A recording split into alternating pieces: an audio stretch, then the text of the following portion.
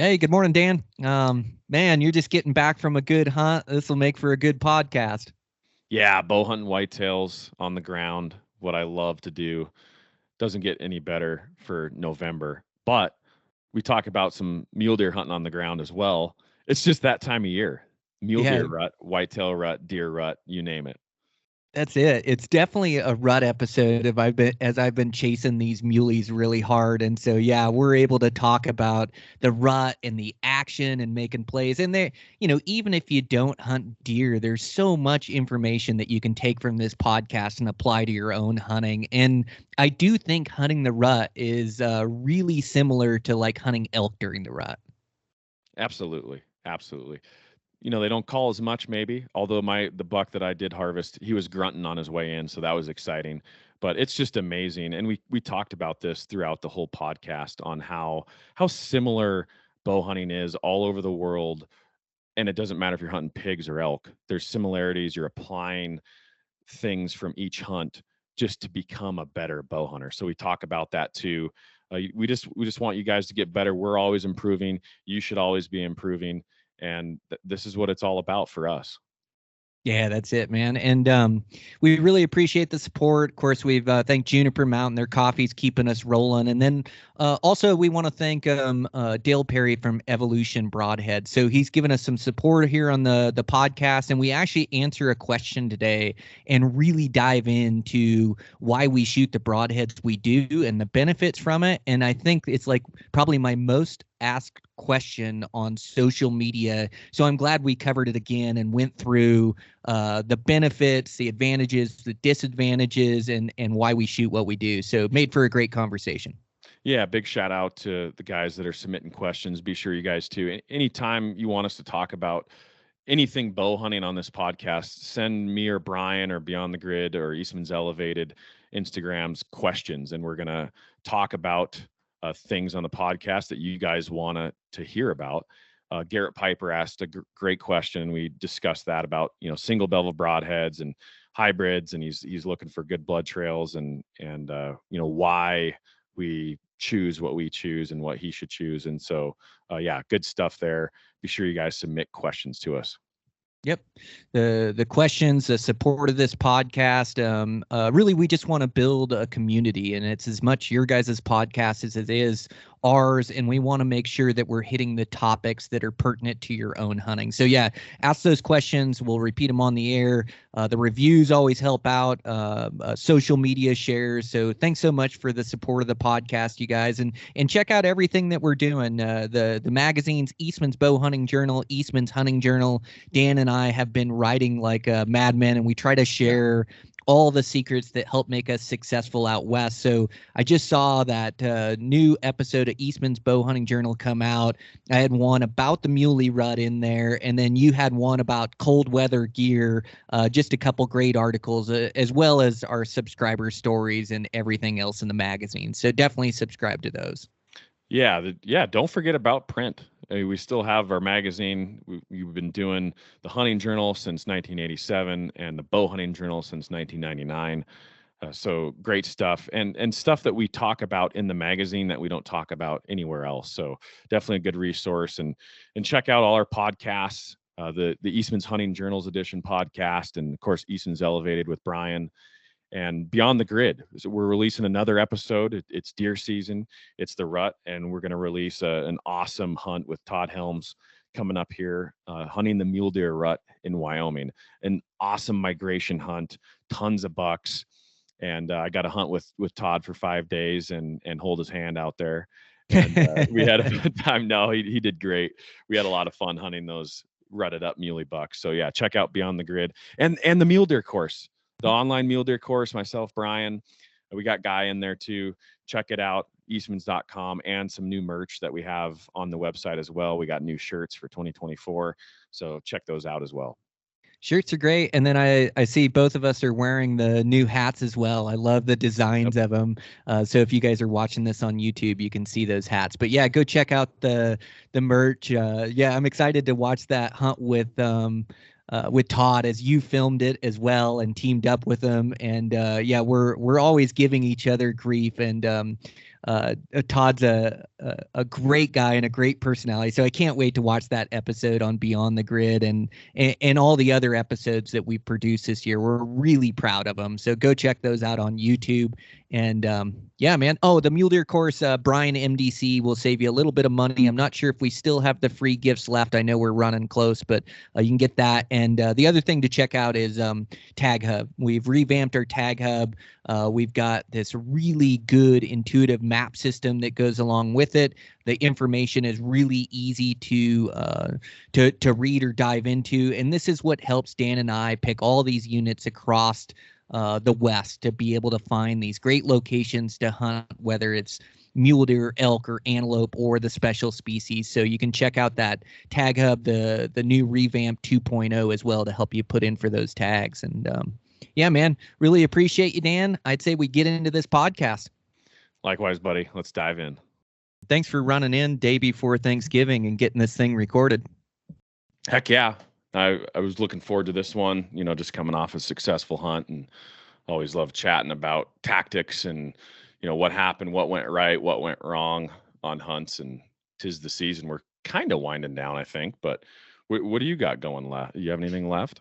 Yeah. I while you were gone, I went and did a long weekend trip and hunted the muley rut. It was just absolutely fire. And so yeah, it's like it was nice. My other couple bucks I harvested this year were just right at pre-rut, which I think is a great time to kill mule deer, because when you see them, they're like holding in the same spots and they're focused on feeding. They're just not moving so chaotic. But I did get my fix of the rut here this past week, and I got one more trip I'm going to take off here on Friday and try to stretch it a bit and go chase them around. But yeah, it was really fun to take part in the rut. So that's what I've been up to. Nice. Yeah. So I was kind of doing the same thing for whitetails. I went back east a little bit, South Dakota, pretty far east. Actually, I've never been that far east. A little bit different style of hunting, but peak of the rut, these whitetail bucks are just cruising around like wild dogs, just looking for does, mouth open, running everywhere, just frantic. So exciting time of year. It's fun. I mean, mule deer kind of get the same way, but these whitetails, they just cover so much country in a day, and every day is a fresh day.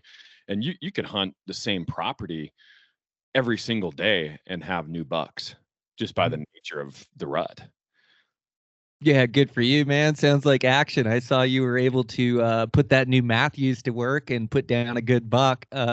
Yeah, what were your tactics out there? It looked like you were hunting from the ground, and a lot of, I know we had talked before you left, you were thinking you were going to rattle quite a bit and call a little bit and then also stalk. So yeah, let me know how it went down. It's like, it's pretty cool to, us Western guys don't travel that far east very often and chase those whitetails, but looked like awesome action out there. Yeah, it was awesome. Perfect timing for the rut. And it's kind of one of those things, when in Rome, you do as the Romans do, hunting with some guys from Team Lodge, Michael Walliser and his buddy Eric, or his brother Eric rather. Just great guys. And they're from Wyoming originally. From eastern Wyoming, and obviously relocated to South Dakota for work. But the whitetail adrenaline style, it's what kind of hunting do you want to do? You want to ground blinds or tree stands, or whitetail adrenaline, or running and gunning? That you kind of know that I like hunting off the ground. And so whitetail adrenaline style is like basically driving around, cruising around, spotting bucks, glassing bucks, and then just getting in front of them or making a stalk on them, depending on what they're doing. And so I've never really done that. And I was a little bit like hesitant. Oh, this would be interesting to see how this goes. And, out there's a lot of private land, and there's really not much public, but there is public, and there are deer on public. And, luckily with the refuge system and the game bird kind of management system that they have out there, the public land is managed for habitat. And not only do pheasants benefit, but obviously deer do too.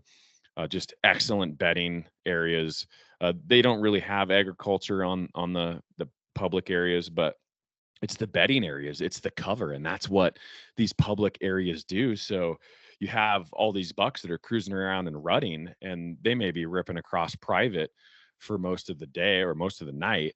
And then where do they bed? They all seek cover for the most part during the day. And a lot of it is on public. I shot my buck on public land out there, and there's just not a lot of it, but it's just set up so perfectly for it. So yeah, we did kind of the running and gunning, glassing, finding these crazed bucks, and getting in front of them. I had a really close encounter the first morning I was there.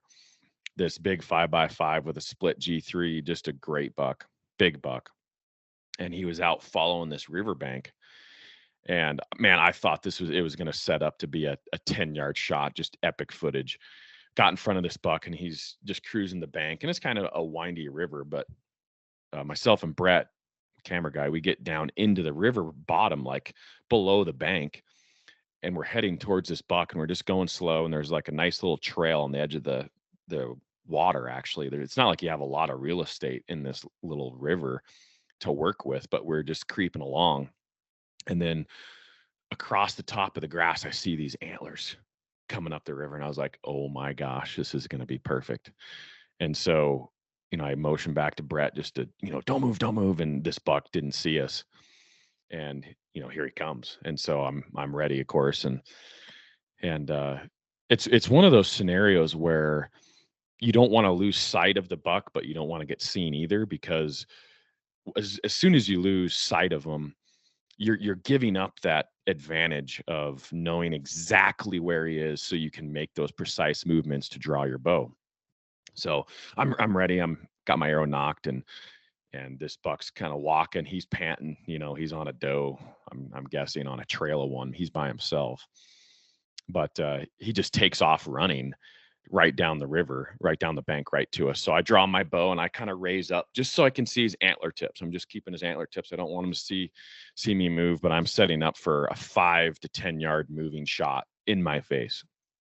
But at about 30 yards, he veers off, and he's cutting across the field to cross the road. So he's kind of run out of cover. He's getting close to the road, and they know it. These deer know it. They're just not going to hang out next to these county roads. And so he's eyeballing this big plot of trees to the west. And so I'm drawn, I raise up, he cuts across the open field in front of me. And so our close encounter goes out the window, but this buck, he's at like 50.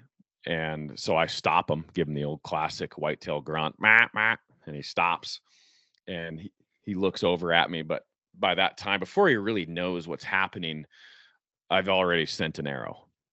And it's one of those tough situations where you don't have time to range them, but it's like you may not get another opportunity again. You're either going to hit this buck and smoke him, or you're going to miss him, because he's so wound up. He's moving hard. He's probably going to jump the string. So I guessed for 55, and I guess I was right, but we replayed the video a bunch of times, but I cut the hair off the top of his back. And as I shot, he ducked really hard, and he blew, of course, and took off. And it was kind of low light because it was first thing in the morning, but we replayed the footage, and you saw this hair fly off the top of his back, and, no blood, of course. And, grateful that, we didn't like backstrap him or hit him, somewhere bad. I mean, I guess that's one of the downsides of that running and gunning, is it's just so frantic that things can go south too. But I missed him. Heartbreak. Biggest buck actually probably the second biggest whitetail I've ever got a shot at, and missed him. So it's amazing what, and that was the first day. It's amazing how that plays in with your mind. And I know you've been there too. Like, you miss a buck early, and you're like, gosh, and man, some of these hunts, it comes down to one opportunity. That could be my only opportunity. And so many of the hunts that we do, especially on public land out west, that's all you get, is probably one chance. And you're lucky if you get a second chance. And I know you've been there too. Yeah, man, that's awesome.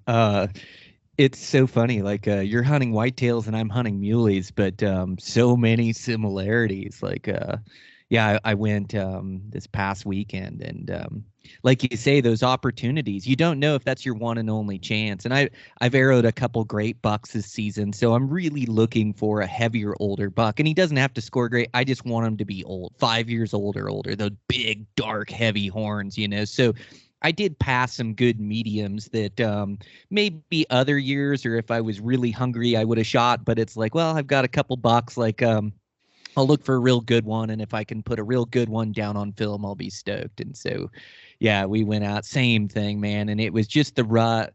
There's no snow in this unit, which sometimes there's feet of snow, and so really able to move around efficiently and hunt them kind of at the top of the mountain up there. And there's other hunters around, but you just separate yourself like. I would separate myself by diving down and losing a bunch of elevation, and then you had to climb all the way back up after the day hunt or whatever. And really, you get your own experience and get away from guys. But yeah, same thing, like first hunt, first go, and I'm kind of late morning by the time I get up there. At least it's not daybreak because I didn't know how the road was going to be and how the snow is going to be, and wanted to drive it in the daylight. So I get up there kind of late morning, and I dive off this ridge line that's been good to me, where I lose a bunch of elevation. There's always deer in there, and there's like these aspen patches, and the leaves are all off, but the deer feel really secure in them, and they're so there's a lot of deer in these aspens, which are really tough to get shots through. And so I'm hunting my way down, and I'm spotting deer, and it's really good, and a smaller buck and another buck rutting, and it's just chaos, right? These bucks chasing around does, or they check does and there's nothing in heat, and then they leave them, and then they take off and they're in search for another doe. It's just chaos. And gosh, I'm working my way down this ridge and just hunting my way down, but the buckbrush can be a little noisy on the gators in the morning and things. And like all of a sudden I hear this deer bounding, and I'm like, oh man, I just jumped one. I'm kind of in the open going down, but I can't see. So I kind of like make a move to get over the edge to see what I just jumped, if it's a buck chasing a doe or whatever. And that move was like my fatal mistake, because I kind of moved like quickly to look over the edge. And I thought the deer was like maybe 100 yards down below me or something. Just wanted to get a look at it. And here's this, big shooter buck that's 30 yards away from me, broadside, that I had just walked up on, that then I really spooked, and I think that deer had bounded a couple bounces and then was like waiting to see what it was. And then I just hustled over the edge like that 15 yards instead of moving like real slow to get a look, and then jumped that buck. And it was a shooter right off the bat, like a really tall candlestick tine 3, but super heavy and old, and giant body on him. So that's how my first day started. Kind of similar to yours, where you're like, oh man, it was a shooter, and it was right there where I thought he'd be. And here I spooked this thing coming down the ridge. Like if I just could have glassed him and made a plan and made an approach, but I didn't even know he was there. It's like still hunting down this ridge. But yeah, a little excitement to start the trip. And that kind of like that was like how the trip went. It was just absolute action, just bucks moving around rutting. It's so fun, and it's the blessing and the curse, right? The bucks are moving around, so you see big heavy ones and you're able to locate them and hunt all day long. But then it's the curse, because those dang things never stop moving, so it's tough to get a shot, and sometimes even tough to catch up to. But man, it's such an exciting time to hunt deer. It's why I absolutely love it, man. Yeah, it's probably some of my favorite hunting to do on the planet is deer during the rut. Whitetail or muleys, I mean, it's all so fun. But when you're telling me the story, I'm thinking about South Dakota too, when I was hunting, and so many other hunts, that it's just amazing how it's all timing. It's all timing. You could do everything right, and if the buck is not in the right spot, you're screwed. Like he's going to see you, or something's going to happen. It's all timing in it, and it could go your way just as easy. And half the time it doesn't. But the second day that we were hunting in South Dakota, this exact same thing happened. We got this bedding area. I'm looking at onX, and I see this patch of timber, and it's away from the road. And I'm like, man, I really want to check this. And so Brett and we walk in there, and You know how whitetails are. I mean, you can't get away with too much, even if they are rutting. If you're getting in close quarters, I mean, you got to move so slow. Hunting on the ground, very difficult. So we're at the edge of this bedding area and we're on our hands and knees. We have good cover, but we're not going to be, we don't want to walk up in the upright humanoid position where we're so visible. So we're on our hands and knees slinking into this bedding area. And, I've never been in there, so you don't know what it looks like too. It's just amazing if you know what an area or bedding area looks like and you've been in there before, you have such an advantage. But when you're just looking at on X and you're trying to visualize what it's going to be like, and you're looking at cover and how many cedar trees are in there and how thick it's going to be, and you're trying to figure out your approach. Of course, you're playing the wind, but we sneak in there and I'm like, man, this looks really good. We got these tree rows. And I look down at on X because I'm trying to figure out my next plan, and Brett pokes me and he's like, right here, right here. And this buck comes cruising down this trail at like 15 yards right in front of me, but I have no shot. It's too thick. I entered the area, kind of the bedding area, this thick stuff, like not in an ideal spot to get a shot with a bow, but this great 5x5 comes cruising by at 15 yards and I can do nothing. I've got nothing. And so I just watched him go. At that point, I'm not going to let him know I'm there. He's still moving, nose to the ground, mouth open by himself, cruising. And it's like, I just missed another opportunity the second day in a row. But once again, the timing, it's like you think about, you're like, man, if I wouldn't have taken that nap in the truck and I would have been here 10 minutes earlier or even 5 minutes earlier, and I would have been set up on this trail, it would have been game over. Even if I was there so 2 minutes funny, earlier, man. it's amazing the timing. You just got to laugh at it. Oh, dude. Yeah, the same way it reminds you of your hunt, like you talking about, it just reminds me of like timing is so key. And also those instincts, like really reading what the deer are going to go, where they're going to move to.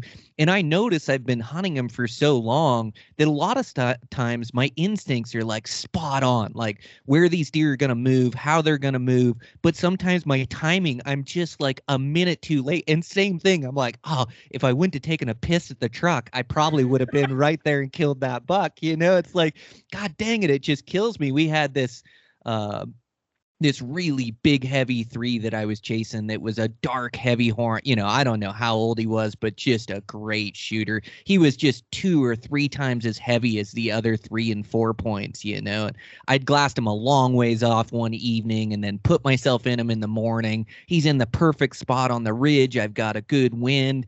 And of course I just get there and then he runs into these does and kind of chases them up and then just chases them out of my life around the corner. But I have a read on where he's going to go. And this is where these instincts play so keen, is like, I know he's going to wrap this corner and he's going to wrap this hillside and then look to bed in these trees or dive over the top. And so, I work around him and I cut down there and I spot deer and, oh no, it's not him. It's like this other giant 2-point that I didn't even know was in the area chasing a doe. I was like, oh my God, it's like absolute chaos, And so he goes and I go looking for him over the edge, don't see him. And so I work back where I can see like down the drainage and over the top. And I'm like, I'm just going to, I'm going to get down here and I'm just going to sit for a bit and see if I can turn him up. I can see really good. It's a good vantage point. So I'm working down this ridge to where I think he's going to cross. And I get like about 150 yards away from like the edge of this cover where I think he's going to cross and go into the drainage or maybe bed in this cover. And gosh, I get 150 yards and, oh, there's a buck, and, oh, it's that dang 2-point again. And now he's left the does he was rutting and now he's headed up at us. And so I got to like hold tight and he kind of like comes and then comes to the side of us and comes by.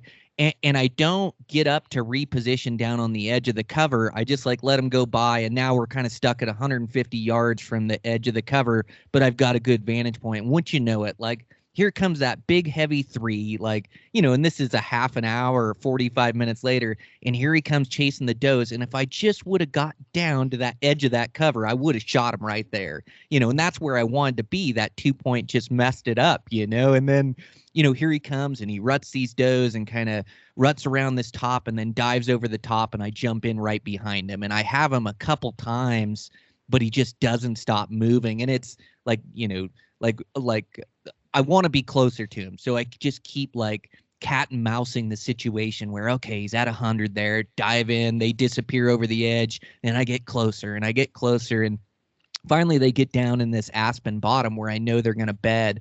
And I get in there close and I pick out the does, and I've got them in there like 60 yards. But my shooting lanes are pretty well non-existent. Like, you just have to, if he comes in one of the lanes, you'd have to look for branches, but you'd have to get real lucky to have like an open lane. But here I am, bow range of these does, and that buck's close, and it's like, well, let's just wait and see what happens, and so we wait and see what happens. And eventually he gets the does up, doesn't give me a shot, wraps around in the basin, and so I figure, well, I'm just going to watch over this thing. It's 11 in the morning now. And when he comes out this evening, he'll come out in one of these sagebrush openings or one of these deals, and, I'll get a play at him. And so kind of sit above him all day, and we spot some other bucks and some other deer, and it's pretty good hunting, but I'm just waiting for him to show up. And gosh, it gets to like a half an hour of light left. I'm like, well, he's not going to show. Let's just hunt our way back. And so start hunting our way back. And like right where I originally saw this buck like a night ago, all of a sudden he's like behind me. Somehow he had circled back around me. He's left his does,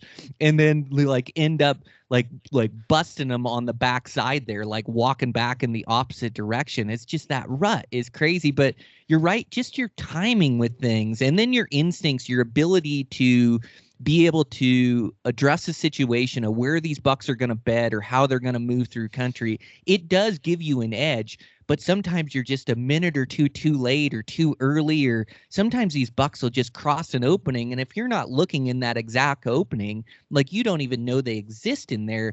It is such timing. That's like where a bit of that luck comes into play. But again, it's like those instincts really help you to put yourself in the right position. But yeah, man, that rut is just crazy fun. It's just action. It's so unpredictable. It's like I was thinking, it's the life of a bow hunter. That's what it is you're out there with timing, and it's a dance.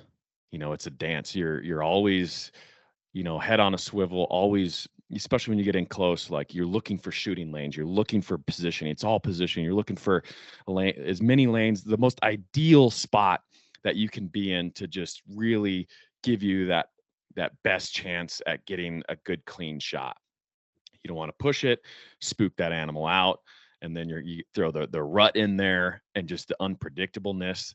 It just makes me smile, like thinking about it, because you can't master it. You can't, write out a equation and solve it. It's give and take. It's feel every time. Every situation's different. And I think that's a lot of reason why it draws us to it, because it's so difficult or impossible to master. You can get good at it. Because it's all by feel. And the more times you do it, the better you get. But isn't it it's just a dance? It's a life of the bow hunter. And if you're out there doing this enough, you get what I'm saying. You know that, all you can do is just be out there and, position yourself and be in the zone. And if you can do that, you're probably going to get some opportunities. But for me, that's what draws me to it, is just the inability to master that situation, but partake in the dance. Because when it does come together, that's what it's all about. That's what you're like, man, that was perfect. That's what we're talking about. A perfect stock, or maybe a perfect positioning scenario where you can't write this stuff up, but you're feeling it out. And that's probably, a big reason, especially, for you and I, when we're celebrating, like we make a shot, it's not like that we're not celebrating because we killed an animal. It's the whole picture. It's the whole piece of the puzzle. How sweet it was that it finally came together how it was supposed to. Those are the moments that we live for. Dan, 100%, man. Yeah, I like the way you describe it. It is a dance, and it is, it is tough to master, but you do get better at it. And the more keen your instincts are, the better you are at locating deer, like the more chances you give yourself. And then, it's just catching the right buck in the right spot. But yeah, reading those scenarios, like I almost think of it, it's a bit like art. Like nobody hunts these places or the same way, and it's like you can't you can't recreate it. It's different every time, And so, yeah, you just react to situations. You try to read situations, read the deer, and then you try to do your best job to put your wind in your favor and make educated plays, try to put yourself in front of it. Sometimes you're jogging to cut them off on a saddle. And then sometimes, you're creeping like the hands of the clock, like you were in that bedding zone. And same way, like I made a lot of good plays too. I talk about the mistakes, but boy, I was sure reading the deer right, like where they were going to bed,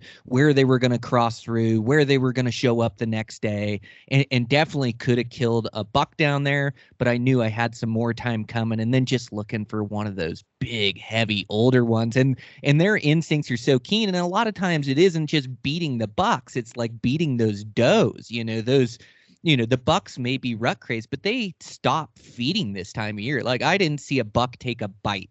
They were either moving country looking for does, or they were tailing a doe, or they were sitting with their head up looking for other bucks coming in or looking for other does moving around. But they like stop feeding. They just go rut crazed. But the does do not. The does are still pretty switched on. And so, and it always seems like during the rut or while hunting elk, it's always the cow or the doe that you don't see, or you spook that satellite buck into the herd, or it's always those circumstances. But I really played the game well. It just like timing, I just was like just a minute late, or just a bit out of range, or I did get into range of like one of the bigger bucks that I've hunted in this unit. Is a great big 180-inch deep forked heavy buck, like just a great one, Wow. and I was into range of them. I just had a 40-mile-an-hour wind and snow pelt me in the face, where it was like I just couldn't. I had to get a lot closer to take the shot, and didn't have a shot on him or whatever, but read the situation right. And it would have been, it was like one of those deals where he was coming towards the saddle and I'm racing behind to get to the saddle. And then he crosses out in front of me a little bit further than I want. And then they disappear and I get into this big bottom. I'm like, he's going to bed in here somewhere. And I'd love to just come over the top, but my wind's blowing over the top now. And so like, I just play it safe and circle around, to get my wind right, and take the approach that I don't really want to take, but I have to take because of the wind. And then, able to find him in his bed right there, but just too far away. And I'm just stuck right there in that position. But it, just needs something to just turn my way. But it is so exciting and so thrilling. And it is like, it's so fun when you can get into them and find deer like that and play that game, that dance that you're talking about. And that is like absolutely what we live for. Like I love the excitement of chasing them with the bow in my hand, trying to make the right moves. And you're right. That is why we get so excited, is because it's so dang difficult. It's so challenging to get them to stop and to put a perfect arrow into them that, it can be years in the making just to get one of those opportunities. So it is why we get so excited. But that is truly why I love to bow hunt, and why you love to bow hunt, is when I get into action. A buck I want to kill, a bull I want to kill, an antelope buck I want to kill, and then just start playing the game and having that dance, that predator prey dance, and not letting them know I'm hunting them, keeping the element of surprise, got to get the wind right, circle around. There he is again. And the rut makes for these long, drawn out stalks that can last hours, where you're chasing this thing and you catch him again. And now he's in this bottom and their does are positioned here. I have to wait. And then now I can move in and I'm going in, and then I'm waiting until evening. But that excitement or that thrill, that is why I bow hunt, man. Right there. It's like doesn't get any better for me. Oh yeah. Oh yeah, for sure. And what you're describing too, I mean, I would consider that a successful hunt, and especially during the rut. Maybe you're hunting elk or deer or whatever, but if you're just in the zone, like what you're describing, and you stay patient, maybe you don't know what moves to make because you don't want to screw up the wind. But these animals are moving around so much, and if you can just stay in the zone, you're giving yourself a chance, because you just never know when they could slip up and push a doe by you, or that big bull pushes a cow by you. And that's all you can really ask for. I think, you're hunting on the ground, eye level with them. You're on their home turf.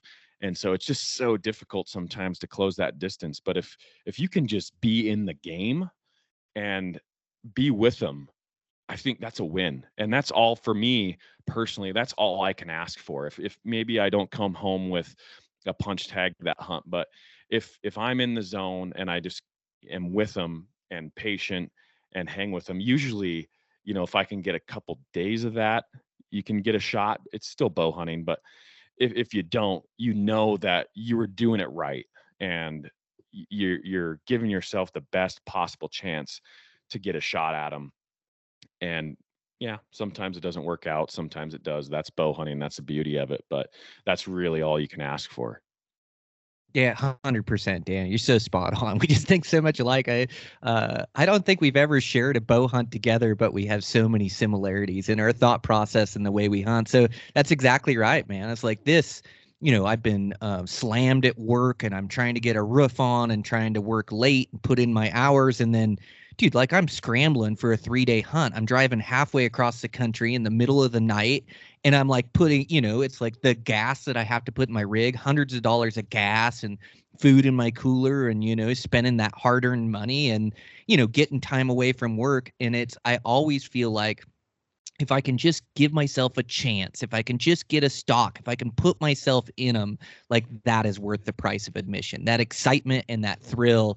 And I don't kill one every time, and I don't get it right every time, but that's what I was saying, like walking away from this hunt, like driving down there, giving myself a chance. And it doesn't always happen on public ground. Like you're going to go places and strike out too, where you don't get an opportunity or don't get a stock. But I always say, like, if I get a stock, or if I get a chance, or if I find a shooter buck, man, that was worth the price of admission. That thrill, that excitement, that is why I do it.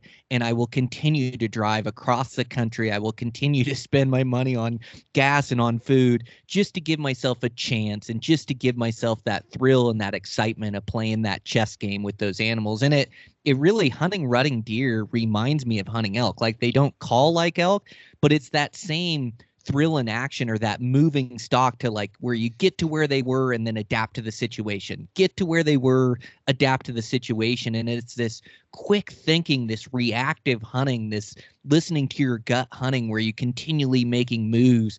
And I really enjoy that aggressive style of hunting. But you're so spot on, Dan, like just giving yourself a chance, letting things develop in front of you. If you can keep the element of surprise and even hold up a couple 100 yards if you don't know what move to make, and just wait and just let things develop, eventually these bucks put themselves in a bad position, or they chase a doe by you, or that bull comes on your side of the herd. Or like, so much of this is like, you take what the animals will give you. You like take as much as you can, but you don't push it to failure. You don't spook them or blow them up. You just like let things develop and let that buck chase around that doe, or let them move to a sage flat that you can get to where you have a rise that blocks your approach. And so really, I think that's like the next level of hunting, is when you can really be patient, let these situations develop, and then, know when to go all in and move in them. I really think that's like when you kill animals. And it's something that I'm still trying to develop to this day of, when to get it right and not, because their instincts are so keen that they beat you a lot of times. But just keeping that element of surprise and letting things develop is so clutch. It is. It is. And I know, I'm thinking this whole time, most guys see our videos, they're seeing the successes. You don't see, we don't really publish too much of our failed hunts, or should I say just unsuccessful hunts where we don't punch tags. But man, we're spending a lot of days out there, a lot of time out there. We don't kill every hunt. I can speak for both of us on that. It's not bow hunting. If you killed on every hunt, you're probably in a high fence. So the days that you got to spend out there and the time is pretty substantial. And so I guess I would say that to like a young bow hunter, guys that are just starting out, that, don't expect kills every time or every 5 times that you go out.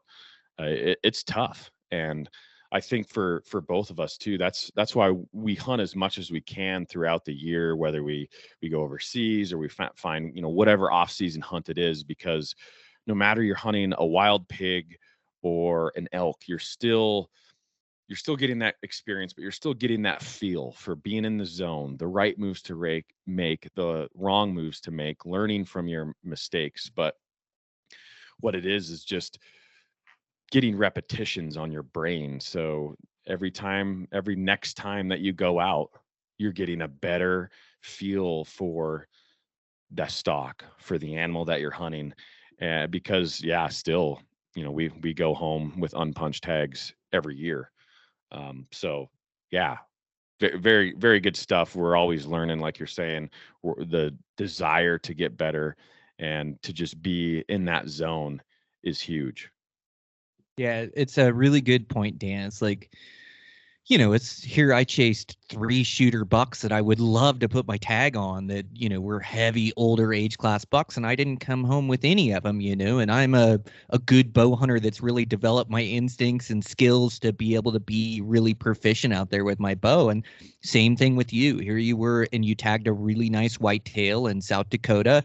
But, here you tell these stories of these couple close calls that you had where you weren't able to get narrow at them. You did get a miss. And like, just getting into bow range, really that's only half the battle. So you guys are going to have these close calls. You're not going to kill every animal you found. Like I've got some great bucks on the wall, but for every 1 buck that I have on the wall, there's 5 that have gotten away from me, And so, it's just, you just got to continue to grind. You got to appreciate the experience or opportunity to be able to stalk a shooter buck and play your chances at them. And the better you get, the better your chances are of killing that buck, but it's never a guarantee out there. And part of the draw for us is the difficulty and the never master like the hunt and these moves. And like you're gonna have close calls, you're gonna make mistakes, you're gonna blow deer out. You're going to have bucks that are in range that you don't get a shot because the brush is too thick, like the big buck I was on, or the one you had at 15 yards. You're going to have those where it just doesn't develop for you, and things kind of have to go your way. And that's a little bit of that luck element, but it's also, you just keep that element of surprise. Deer move around, and eventually they're going to offer up a shot or an opportunity or put themselves right over a ridge when you can get over the top. And that's kind of what we're looking to do. And you're just not going to make every move right. So you just like, you be happy or grateful for the opportunity, you learn from it, and then you move on. You go try to find another one and make the right moves on that one. And that's pretty much the essence of bow hunting. Like us as bow hunters, we need opportunities. And I think that's a big part of our skill set, is not only the stalking or getting close to them, but the finding them, the being able to create these opportunities by using our glass and vantage points, by being able to read the country and read where the deer like, and so put ourselves into deer. There's like all these skills that go into creating these opportunities. And if you're good at creating opportunities, well, then it's just a matter of time before one slips up and you get a chance at them. And I think that's a big part of both of our games, is just putting ourselves into animals. Yep. It's a probability game. The more opportunities or the more encounters that you have, the better chance you are for one to come together. And taking advantage of those opportunities when they do fall in your lap is what's so key. But yeah, it's just it's a numbers game. Yeah, it's not, there's no secrets. It's not, difficult in that way. It's just a matter of spending time out there, and the odds will fall in your favor at some point. Yeah, that's it. Yeah. It is a numbers game, Dan. And a lot of times I look at it as stocks. Like, how many stocks have I got? Did I get a stock a day? Or, and sometimes I'm really efficient. Like, both my mule deer this year were my first stocks on mule deer, and it was pre-rut. They were feeding, they were kind of patternable, and they put themselves in a really good area, and I was able to capitalize. But then I go on a hunt like this where I had 3 stocks where I didn't come together. And I did a hunt like a couple of years ago in this zone. I swear I had 10 stocks before it came together. And same thing with my elk this year, is I didn't kill the first bull I went after. In fact, I had 3, 4, 5 plays before I finally killed a bull. And so, it's not always going to happen on your first stock. It's like sometimes you need chances. So a lot of times I look at these hunts like, oh, I just need to get a stock. If I can get 3, 4 stocks, I can probably make it to come together. And there's some hunts where it just doesn't, or they're low probability because it's high deer numbers, or where they're bedding, it's like a high degree of difficulty. And so, now all of a sudden I'm getting into 5, 6, 7 stocks and still haven't got it done. But usually if I can get a handful of stocks, one of those is going to come together. So it is a numbers or an odds or a probability game that you're playing out there. And so you just have to create those opportunities or create those stocks. And then you want them to be high percentage stocks. That's your best chance to kill them. But sometimes, you just got to like play where the deer are at and just go get over there and try to keep the element of surprise. And sometimes they end up walking right by you. And sometimes it's like, oh, too much open ground. Like I laid at 150 yards for 2 hours and then he walked away from me. But that's just bow hunting. You just give yourself a chance. So that being said, the element of surprise, powerful words. And that's kind of how this whitetail hunt in South Dakota ended up panning out. How we got this buck killed was a first for me. Talk about exciting. But first, before we get into that, we're like 45 minutes into this, guys. So what we're going to start doing on these podcasts is answer a question or two every single podcast from listeners that submit us questions. You name it, we'll talk about it. So I know we did a Q&A last week, but let's do this question, a couple that we didn't get to last week. And we're just going to chime in on this from Garrett Piper. He sent me a message. He says, "Hey, Dan, I know you are a fan of hide broadheads and use them on elk. I should draw an elk tag next year and am trying to decide on a broadhead. It seems like most people are riding high on the single bevel broadhead like the iron will. The issue I have is that I'm red-green colorblind, so I have always opted for an expandable for the large blood trails. All that being said, I'm just looking for some key benefits that you see from the hide that you can give me some confidence in choosing an expandable for elk. Thanks." Yeah, that's a good question. I know there's a lot of information out there. There's a lot of broadheads out there, and there's a lot of ideology or mentalities out there on broadheads. I mean, it's the never-ending discussion and opinions on broadheads and what works and what doesn't and what's the best for your setup and what's the best for mine. And, ultimately every setup is different. Just like we've talked before, Brian, your specs are completely different than mine. And so maybe my preference in broadhead is going to be different than yours in some occasions. So what's your take, Brian, however you want to tackle that or talk about single bevels or, what's kind of your mentality on single bevels, let's say? Yeah, I think there's advantages and disadvantages to both. And I think a lot of it comes down to personal preference. And there is an ideology out there to use these fixed single bevel 2-blade designs. Those broadheads, they do penetrate really well. They're going to be the best penetrating broadhead. So the advantages to those are you're going to get an entrance and an exit. And so I have a 26.5-inch draw length.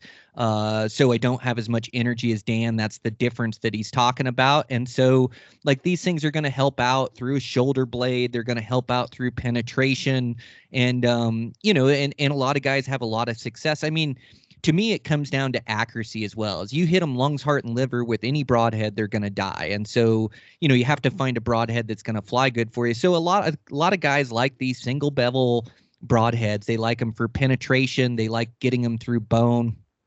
Dan and I kind of take a different approach, or at least I'll just speak for myself and then let Dan answer the question as well. But I'm an expandable guy. I think expandable does more damage on these animals and gives you a better chance at getting them. So it's like the shoulder or that shoulder bone is a very small part of that elk body. There's so much of a soft spot in between the hind quarter to the front shoulder, those two bones that come up. And anywhere in between there is a soft spot where an expandable goes into it really well and gets good penetration. And I opt on the side of an expandable for a couple of reasons. One reason is they have better aerodynamics than a fixed blade. It's like the bigger the blades on your front of your arrow, the more wind drift and more wind drag they're going to catch. And also the less forgiving they're going to be, because remember, you're shooting now with those blades on the front. They act like fletchings on the front of your arrow. And then you have the fletchings on the back. And it like the smaller those blades can be on the front, the smaller profile that can be, the more accurate it is. So if you're shooting an expandable, they're just going to be more forgiving. They're just going to, if you make a mistake in your form, if you have some wind drift, they're going to be more forgiving and hit closer to center. So that's the first thing that makes me choose an expandable, is that they're super accurate. They hit where I'm aiming. So if I hit those lungs, heart, and liver, or if I'm shooting a real forgiving head, like, I have a better chance of hitting that thing perfectly and killing it. That's the first part of it. The second part is that with this huge cut, they just do more damage. And so, if you hit towards the guts, or if you hit some spot on the animal, I always say it's lungs, heart, or liver, and they die, or you have a 10 to 30% chance of getting that animal if you don't hit the lungs, heart, or liver. So I think an expandable pushes me closer to that 30% rather than that 10% if my shot is off center. And it doesn't have to be me. That animal can jump my string. A lot of these mule deer will jump my string, or antelope, or whitetails, or axes. And so if I don't hit them perfect, I got a way better chance to get them with this expandable, because it's going to do more damage. The other thing is really great blood trails. And I tend to, even with my 26.5-inch draw length with expandables, it drives them through, and I get pass-throughs even on these big-bodied animals, even on elk and on moose. So for me, like, I love expandables. I've killed probably 30 elk with them, and 40 deer, 50 deer with them, like, and a bunch of antelope. Like, and between me and my buddies, like, I've just seen a lot of animals die from them and do a lot of damage. So for that question, like, I like an expandable on the tip of my arrow, and a good weight to my arrow is around 450 grains. And that just does really well for all Western game for me. But it's not to say that you can't kill them with a fixed blade single bevel. Some guys side to those. It's just not my style or what I like. So I tend to like the expandables. And I took a page from your book this year, Dan. I was kind of worried about penetration with those evolution hybrids, and they have a fixed one way that's an inch, and then the expandable the other way, which it is bigger. I think it used to be 1 5/8, might be even a little bit bigger now. And I was worried about elk getting the penetration I need, but I shot them this year, and my elk died just like he should. And I've used other expandables for elk, like, I haven't shot that. I've shot a handful of bulls with a fixed blade as well, but most of them have been expandables. But I did use that evolution this year, and it did its job perfectly. That elk made it maybe 50 yards. So sorry, it's a little long-winded, Dan, but that's like why I use the broadhead I do. And I know you're similar. Like, what are some of your reasons behind using that hybrid or that expandable for all game? Yeah, no, very well said on your end there, Brian. I don't like trailing animals. I don't like tracking animals. I don't like long blood trails. I don't like long track jobs. And so, coming from a fixed head background 10 years ago, it's amazing how much more lethal a good hybrid broadhead is, with a big cut diameter. The days of, penetration issues are over, for modern bow hunters. If a guy can pull 70 pounds and you have over a 26-inch, 25-inch draw length, you have a lot of power. For me personally, I think now, even with this new Matthews lift at, a 442 grain arrow, 305 feet per second, I'm like 95 foot-pounds of kinetic energy. The old charts say you need 69 foot-pounds to hunt a Cape buffalo. And so I have so much energy in my setup. Like, in my opinion, it's silly for me to shoot a fixed broadhead, because I'm throwing away the use of my power and giving up lethality for maybe some penetration. But the single bevel game, I can see where it could come in handy for guys that live and die by those calling an elk brush situations, frontal, quartering towards close range shots. I can see the purpose there. But if you're pulling 70 pounds and you have a decent draw length, you're going to have plenty of power. And so penetration is not going to be an issue with a mechanical broadhead in this day and age. 25 years ago, yeah, let's talk about fixed heads a little bit more, even a 2-blade or a single bevel. Or women or kids, if you're not pulling much, as much weight, you don't have as much energy, yeah, maybe stay away from mechanical blades. But single bevel broadheads are made to penetrate. And but once again, even if the guys that are shooting close range, they're shooting frontal on calling an elk, and once again, you're shooting for the bone, for a shoulder blade. That's why you have this setup that you're doing. That is risky right there. Like, still bad things can happen. Like, elk are big animals.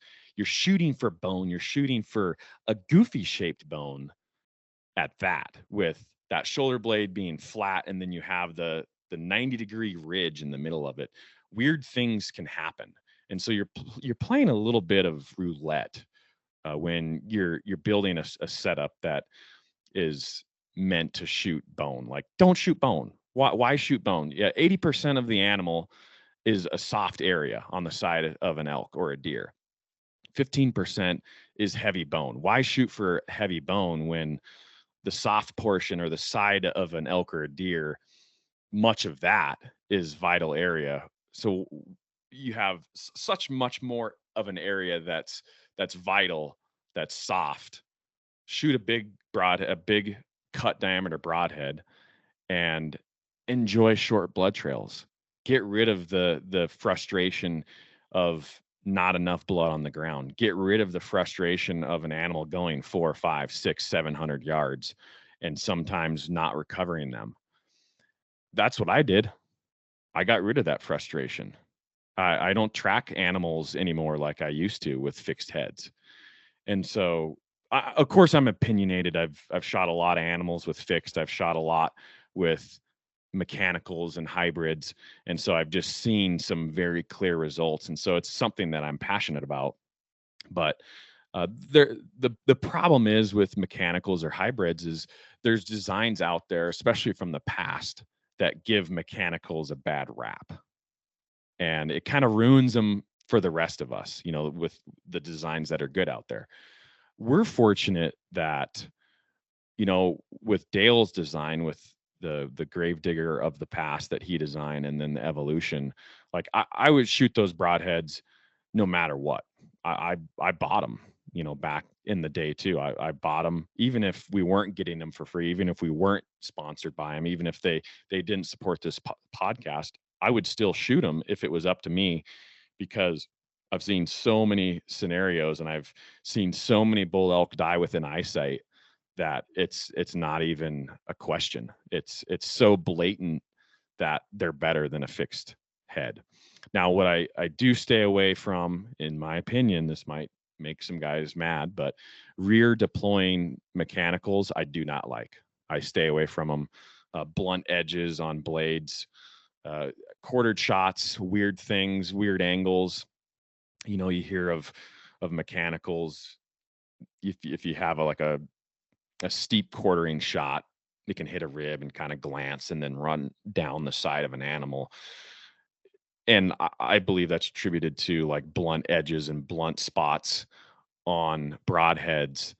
And they're meant to be blunt to deploy the blades, to push the blades back. But I've seen and I've heard of bad things happening. You guys wouldn't believe the submissions that we get to the magazine here of stories of broadheads that guys are shooting, all different kinds, and just weird things happening, or just no blood, and just nightmares. Let's just, for lack of better terms, it's nightmares. And so I stay away from those rear deploying. I would suggest that if you have enough energy, and feel free to shoot me or Brian a message on Instagram too with your setup, because you have to factor in how much energy you have in your setup. Like we've talked about this. We've probably beat a dead horse about this. My wife, she's 25-inch draw. She pulls 48 pounds. For elk, I have her shoot a fixed head. For deer and anything else, it's a hybrid. It's the Evolution hide. My brother, same specs as you, Brian, I believe, about 25 and a half, 26-inch draw length, maybe 26 and a half. I can't remember what my brother Justin has, but 70 pounds. He shot his elk this year broadside with the Evolution hide, and it passed through. The thing died right in front of me. It was a crazy experience. That'll be an episode of Beyond the Grid coming up. But if once again, if you're shooting a modern bow within the last 5 years, you have energy. If you have a decent draw length, 26 inches or higher, you're going to have the energy. Like Brian said, to 450 grain arrow. I've shot elk from a 395 grain arrow to a 515 grain arrow. I've gotten kills. Just depends on what you want your trajectory to look like. I mean, we could talk about this all day, right? But I would not hesitate to tell anybody to shoot a hybrid as long as you have that energy, a decent draw length, and 70 pounds pull, 65 pounds pull. But yeah, don't shy away from it. I think a lot of guys are leaving a lot out there on their setups and not taking full advantage of their setups because they're so worried about penetration. But I just don't see it anymore. I don't see penetration issues with modern equipment anymore. I just don't. Yeah, no, that's great, Dan. Yeah, you're right. Like, it's almost going against the grain what we're talking about. It's almost like forbidden. Like, guys just push this heavy arrow. Like, guys are shooting 600 grain arrows, and like you lose a lot of range forgiveness with those arrows as well. And then just pushing this fixed broadhead push for guys. And it's like, it might be right for some guys. It's just I think a lot more guys could benefit from this. And I noticed too, I've shot a lot of different heads over the years, and I've noticed, I can get through that shoulder with an expandable as well. It'll push it through the through the shoulder with an expandable as well. And I've noticed if I hit the wrong part of the shoulder, it doesn't matter if I've got a fixed or an expandable, it's not getting through there with my energy. And you're right, where there's like 80% of the animal to shoot with, and there's that shoulder, and the shoulder actually isn't a good shot. Like, the high shoulder is a good shot for a rifle because it does so much damage inside. With a bow, if you hit that shoulder, you can also be too far forward and get penetration through the shoulder and not get that animal because you miss the vitals too far forward and that animal gets away. So it's like not a very good spot to aim either. So like when you say you're playing roulette with the shoulder, you totally are. And I also find that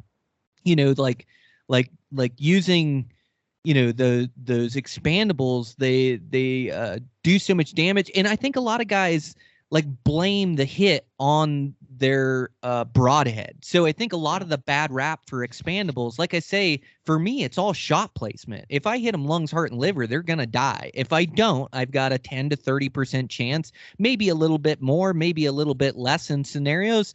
But I think a lot of times, guys hit an animal with an expandable and they just don't hit them in the right spot. And they hit that 30%, where 70% of the time they get away. And all of a sudden they say, oh, the broadhead didn't open, or, oh, it was the expandable. And so that's part of the bad rap that they're getting. But I've had just as many weird things happen with a fixed blade as I have an expandable. To me, it's all about the shot placement, and an expandable is going to be more accurate. So it's like a lot of guys like to put the blame on the broadhead, and maybe they made a poor shot or didn't hit exactly where they were aiming, and that animal get away, and they say, oh, well, I'll never shoot an expandable. I lost a deer one time because of an expandable. It's like, well, no, you lost that deer because of where you hit him. And there are, some designs that are better than others for sure. But for the most part, like, expandables just kill. There's like a lot of good designs out there too. I don't know. I have 100% confidence. I never look at a shot that I make on an animal and think, oh, I hope that broadhead opened, or I hope the broadhead did its job. It's like, it's all about where I hit them for me. It's all about that accuracy. So yeah, I mean, that's we have beaten a dead horse, but I get the majority of my questions on my social media are about broadheads and about setup. So I think it's something that we can continue to cover and give our opinion. And I do think, Dan, that we are going against the grain, that there is this huge push for these heavy arrows and these fixed broadheads, especially for elk. Like, that's what you have to use. And we're just getting so many more benefits out of using these expandables that they're just working for us, and they'll work for other guys out there too. 100%. I'm sitting here thinking, when you're talking about that, I've lost more animals with fixed heads back in my days of beginning with archery by shooting them too far forward than I have with a hybrid shooting them too far back, like through the stomach, liver, diaphragm, like too far back. Like if you shoot an animal back there with a small fixed head, you're not going to find it. The thing's gone. You shoot it with a hybrid with a 2-inch expandable cut and a 3/4 inch fixed, putting that huge hole in them, they don't go 100 yards. It turns like a marginal hit into a quick, clean kill. And I can think of all the times where I was like, oh, I got to be up in the shoulder. I got to stay away from that liver and guts. And they jump or they might move. Your room for error, it just shrinks when you're aiming for far forward. Once again, you're not aiming for center mass now. You're aiming for too far forward or far forward into the vitals, which is good. I mean, the heart's up there. You don't have to hit them in the heart every time. I guess that's important too. But by being too far forward and maybe they duck a little bit, you hit them a little bit higher than center, but that spine drops down over the top of their vitals, and then you have a bunch of meat up there, basically non-vitals. I've lost more animals back in the day with fixed heads shooting in that range, in that zone of an animal, than I do by just back of lungs, behind the shoulder, staying behind the shoulder. So you have an 8-inch buffer all around your aiming point. So if you miss a little bit, the animal moves, you're still putting that 2-inch hole in them with a hybrid.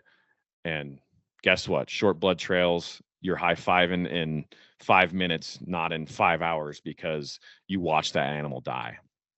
And so, it's not 1995 anymore. 2-blade broadheads, the 2 blades with bleeders. I think it's silly with modern equipment. If you're that worried about penetration, I think it's silly. Like, you need to shoot something with a bigger cut anyway, and enjoy those shorter blood trails and easier tracking jobs. It's been the best change I've ever done in my setup in the last 10 years. I think you would agree. I mean, just for lethality sakes, it's amazing the difference. Yeah, 100%, man. Okay. Absolutely. Right. Spot on. Well, we should move on, right? We beat that dead horse. Okay, so this whitetail, back to the whitetail in South Dakota, and I've never done this style of hunting. I love whitetail hunting on the ground, but usually when I'm hunting, I'm by myself with a camera guy. I have my rattling horns and I have a Montana decoy, and I'll work into a bedding area downwind and move every 80 yards and just set up and rattle, wait, and then keep moving. And why I like to hunt bedding areas, and it's still unpredictable during the rut, but they're in one spot, so you're less likely to get busted than when they're moving around in the morning. If like walking around in bedding areas is kind of foolish, like most whitetail guys would be like, oh, you're not doing that on my property, or that's foolish, and it kind of is, unless you're calculated like this and you have this particular style like this where you're rattling as you go, so you're covering it smart. You're just not blundering around in a bedding area blowing stuff out. So that's how I normally hunt. So Michael and Eric Walliser there from Team Lodge, great guys, by the way. The Team Lodge guys are awesome. We use their trailers this year. Guys moose hunt, just an awesome setup, insulated. You set them on the ground. It's like sleeping in a container, like a fortress, like a bunker. Awesome trailers. Anyway, they're like, hey, we've been doing these pushes the last couple years, and they can work pretty good. And I was like, I'm not convinced. Pushes for whitetails, yeah, I don't know. But they're talking to me about it, and they're like, yeah, just getting upwind a little bit and just kind of letting your scent carry. And in these situations where you have these wide open farm fields, cut corn, and so there's no cover otherwise, those deer, like, they're not in a hurry to leave this thick bedding area unless it's like a really small area, but they're not in a hurry to do it. So what they do is they loop around and they just let the wind kind of carry their scent into the bedding area and soft bump these deer. And so, of course, I wasn't convinced, but I was like, yeah, let's try it. Why not, man? If you guys have had success doing this, let's do it. And they're like, oh yeah, no, trust me, it's going to work. I mean, it has worked for us in the past. So it's like, okay. So we bump into this big, it's like a 400 yard by 300 yard thick bedding area. came in downwind and did a couple rattling sequences like on the perimeter of it, on the edge of it, and nothing. And so Eric and Michael, they swing around to the upwind side, and in the meantime, I just eased forward kind of to the center of the patch, still a little bit downwind, a little bit, and I made sure I had multiple shooting areas. And that's basically the hurdle that you have when you're moving around bedding areas, is you just don't want to set up anywhere. Like you have to cover your basis and have at least 3 shooting lanes. If you don't have shooting lanes, I mean, you have nothing. What's the point of encountering a deer or spooking a deer if you have no way to shoot them with an arrow? So I set up my decoy, I do a rattling sequence, and these guys are making a loop around. And long story short, Michael comes face to face with this buck, the buck I killed at like 8 yards. And this buck is with this doe. It's super thick. And so he bumped him, but they didn't really know what happened. And these deer came right to me. And so the doe came right down the trail that I was on, saw my decoy, was looking, and then kind of stepped off to the right and was going to go around me. And I was like right there. Obviously, I'm not going to shoot a doe, but I hear a grunt back in the trees. And so I get ready. And then I'm looking down the same trail that this doe came down on. And here comes the buck dipping underneath these cedar trees. I can see his frame. I see his width. And so I just draw my bow, and this sucker just comes trotting right down the trail to me at 17 yards. Stopped. He picked his head up because he was running down the trail like a puppy dog. He picks his head up, and I was already waiting for him and just kind of quartering towards, and put it right in front of the shoulder and drove it all the way down through his body. And that was that. But all from a push. Who would have thought? All from a little push, a calculated push. Yes, there's luck in there because you have a 300 yard by a 400 yard area, but that was the tactic, and it worked beautifully. And talk about awesome footage with that buck. I think I sent it to you, Brian. Just super stoked about it. That's why we love bow hunting. Close encounters, exciting stuff. That's what I love to bring to Beyond the Grid too, is just real close encounters, exciting bow hunting action. And that's what I'm really looking for. And who cares if it's a pig or a mule deer or a whitetail or an elk? Close encounters, that's what we live for. So super exciting experience. It couldn't have happened any better, but that's why I love bow hunting right there.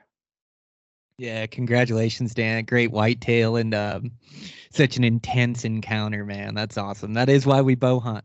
And I think that outside of the box thinking can work. It doesn't always have to be your standard tactics, and that, doing that soft push like you were doing, or in muley country, say there's a lot of hunting pressure if you're hunting the front or something like that.